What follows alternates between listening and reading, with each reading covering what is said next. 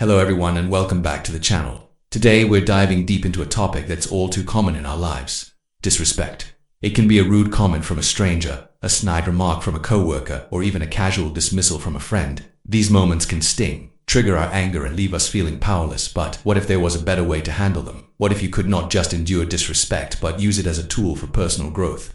That's what we're talking about. Today we're going to explore 10 powerful Stoic lessons that can completely change the way you react to and perceive disrespect. Stoicism, an ancient philosophy focused on virtue and resilience, offers timeless wisdom for navigating the messy parts of human interaction.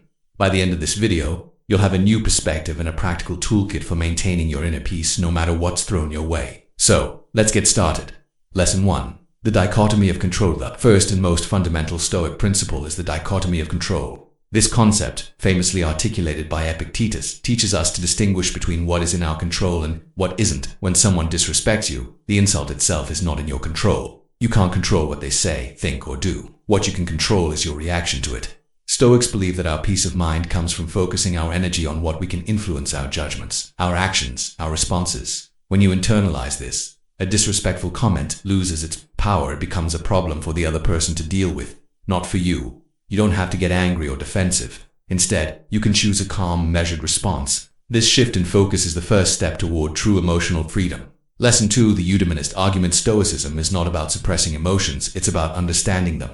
The Stoics believe that our emotions, particularly negative ones like anger, are often the result of flawed judgments. When someone disrespects you, your immediate anger isn't caused by their words, but by your own belief that their words are a valid attack on your worth. This brings us to the eudaemonist argument. The Stoics argued that the ultimate goal of life is eudaimonia, often translated as flourishing or living well. They believed that our emotions should serve this goal. When you get angry, you're not flourishing, you're suffering. The disrespect hasn't harmed you. Your own emotional reaction has. By learning to see the insult for what it is, just a fleeting sound or a passing thought from someone else, you can choose not to give it the power to disturb your inner peace. Lesson 3. The view from above. When someone disrespects you, it's easy to get caught up in the moment. The insult feels personal, and the anger feels justified.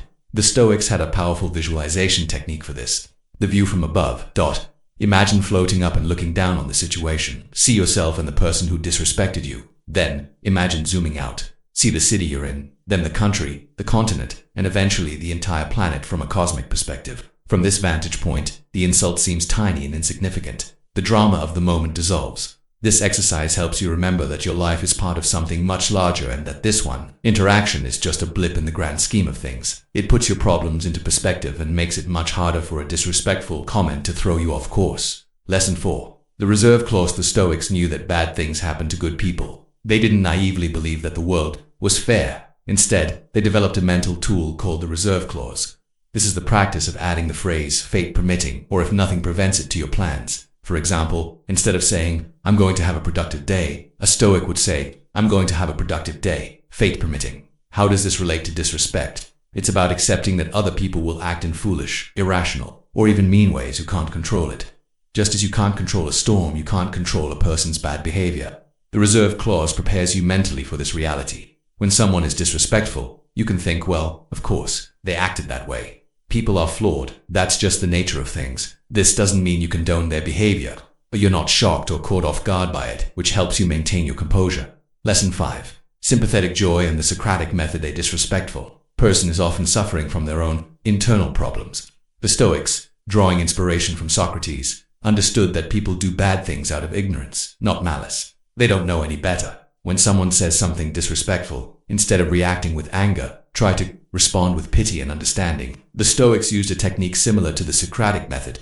Ask yourself, what must be going on in this person's life for them to feel the need to say something like that? Maybe they're insecure, stressed, or just having a terrible day. This doesn't excuse their behavior, but it helps you detach from the personal attack and see them as a person who might be in pain. This shift from anger to empathy is a powerful Stoic tool for maintaining your peace. Lesson 6. The inner citadel. The Stoics believe that your most valuable possession is your inner self, your mind and character. They refer to this as the inner citadel. It's a fortress that no one can breach without your permission. Disrespectful words, insults, and gossip are like arrows shot at this fortress. They can't hurt you unless you open the gates and let them in. Marcus Aurelius wrote extensively about this. He urged us to be vigilant guards of our inner citadel, not allowing the opinions or actions of others to penetrate and disturb our peace. When someone is disrespectful, you can simply recognize that their words are an external event. They can't touch your true self. You can choose to lock the gates, not internalize the insult, and protect your inner tranquility. This is the ultimate, a form of self-respect. Lesson 7. Amor fati. Love your faith. The Stoic principle of amor fati, or love your fate, is one of the most challenging and transformative ideas in the philosophy. It's not just about accepting what happens.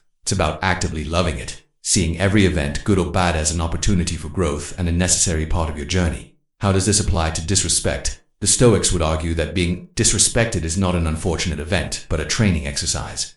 It's a chance to practice your Stoic principles in a real-world setting. Licensed by Google, it's an opportunity to practice patience, self-control, and emotional resilience. Every insult becomes a new weight to lift, making your inner citadel stronger. Instead of seeing disrespect as a problem, you can learn to see it as a gift, a chance to prove to yourself that you are a person of virtue and inner strength. Lesson 8. Premeditatio malorum. The premeditation of evils. The Stoics practiced a powerful mental exercise called premeditatio malorum, or the premeditation of evils.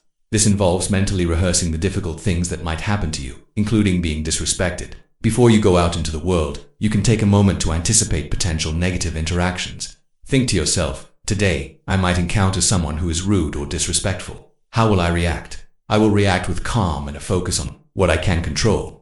By mentally preparing for disrespect, you take its power away. You're not surprised when it happens, and you've already decided on a virtuous response. This practice turns you from a passive victim of your circumstances into an active participant in your emotional well-being. Lesson 9. Memento mori. Remember that you will die. Memento mori. The practice of remembering that you will die is a central pillar of Stoicism. It's not meant to be morbid, but to serve as a powerful motivator to live a meaningful life. When you remember the brevity of your time on earth, you realize that you don't have time to waste on anger, grudges, and the opinions of others. When someone disrespects you, a Stoic would consider the larger picture. Is this really how I want to spend my precious time and energy? Being angry at this person? The answer is almost always no. This perspective helps you let go of petty grievances and focus on what truly matters. Living a virtuous life, being kind to others, and making the most of the time you have. The fleeting nature of life makes the fleeting nature of an insult seem even more trivial. Lesson 10. The practice of virtue. Ultimately, Stoicism is a philosophy of virtue. The 4 cardinal virtues are courage, justice, temperance, and wisdom. When someone disrespects you, it's an opportunity to practice all 4. Courage. It takes courage to not react with anger, to be the bigger person, and to remain calm in the face of provocation. Justice. It's an act of justice to yourself to protect your inner peace and not allow someone else's negativity to disrupt it. It's also an act of justice to the world to not perpetuate a cycle of negativity. Temperance. This is the self-control required to hold your tongue and not escalate the situation. Wisdom. This is the ability to recognize that the other person's words are a reflection of them, not you, and to choose a response that is in your best interest. By choosing to respond with these virtues, you turn a moment of disrespect into an opportunity to strengthen your character and live a life in alignment with your highest values. This is the Stoics' ultimate response, not to fight fire with fire, but to use the fire as a forge for your own virtue. Conclusion. So, there you have it, 10 Stoic lessons to handle disrespect. These aren't just abstract ideas. They are practical tools you can use every day. The next time you're faced with an unkind word or a dismissive gesture, remember the dichotomy of control. Protect your inner citadel, see it as a training exercise, and most importantly, use it as a chance to practice virtue. This journey is not about becoming emotionless. It's about becoming resilient, wise, and truly free. Start practicing these lessons today, and you'll find that the world's disrespect loses its power over you. You'll become a calmer, more centered, and more peaceful person. Thanks for watching, and I'll see you in the next one.